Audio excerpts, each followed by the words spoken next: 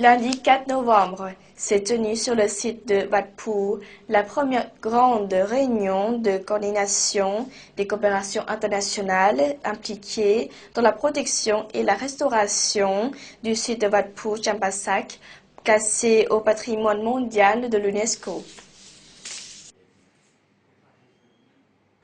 La réunion présidée par Dr Bunthong Divisay, vice-gouverneur de la province de Champasak, et président du comité provincial du patrimoine, a accueilli une délégation de l'UNESCO Bangkok en charge du site classé, conduite par M. Tim Kurti, chef de l'unité culturelle. Étaient également présents les représentants des ambassadeurs, des bailleurs de fonds, des chercheurs et des équipes techniques en charge des projets, totalisant 27 participants. L'internationalisation des projets sur le site classé atteint un niveau jamais égalé, puisque, à partir de ce mois-ci, avec les équipes laotiennes, travailleront les équipes de 4 nations étrangères, la France, l'Inde, l'Italie, la Corée. Au total, l'aide de ces 4 pays pour la protection et la restauration du site classé représente environ 10 millions de dollars, engagés pour les 4 prochaines années. Ce montant ne tient pas compte de l'aide du Japon, dont le premier programme d'investissement est achevé et dont la suite éventuelle n'est pas encore connue.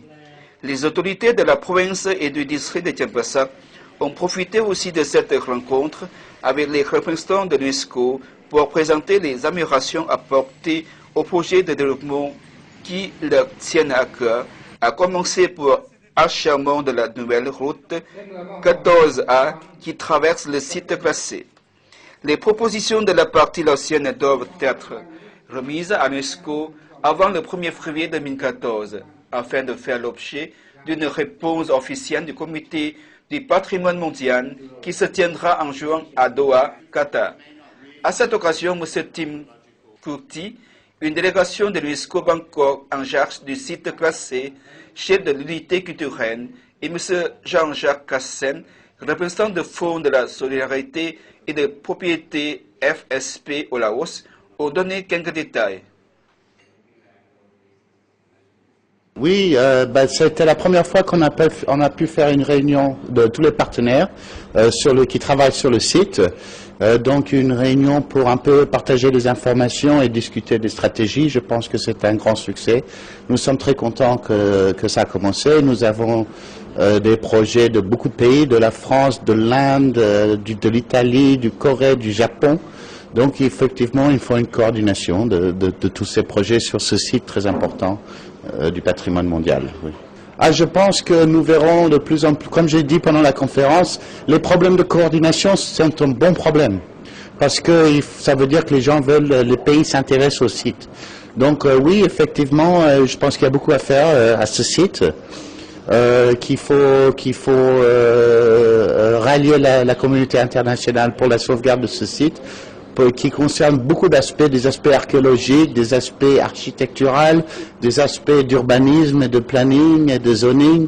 Donc il faut beaucoup d'expertise de beaucoup de pays, effectivement. Oui.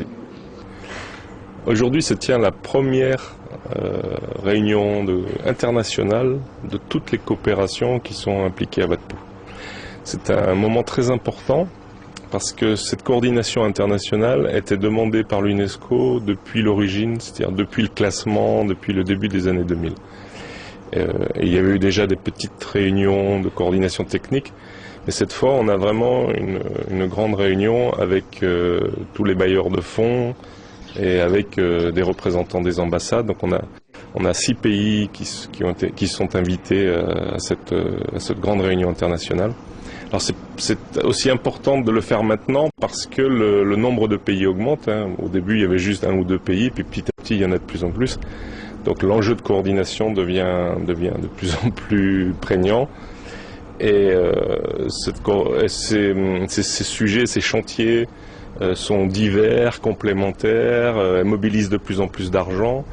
Si on additionne tous les fonds qui sont mobilisés actuellement, ça fait environ 10 millions de dollars si on additionne les différents pays. Et encore, il faudrait compter les Japonais que je compte pas, puisqu'ils viennent de terminer leur programme et ils n'ont pas encore décidé d'un futur programme.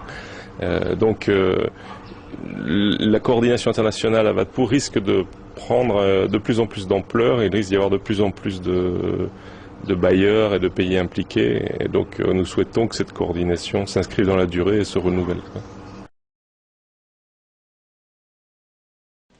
Voilà, c'est la fin de cette édition. Toute l'équipe vous remercie pour votre fidélité. Pour voir ou revoir un reportage, rendez-vous sur la page internet du journal français Latinel. Excellente soirée à tous.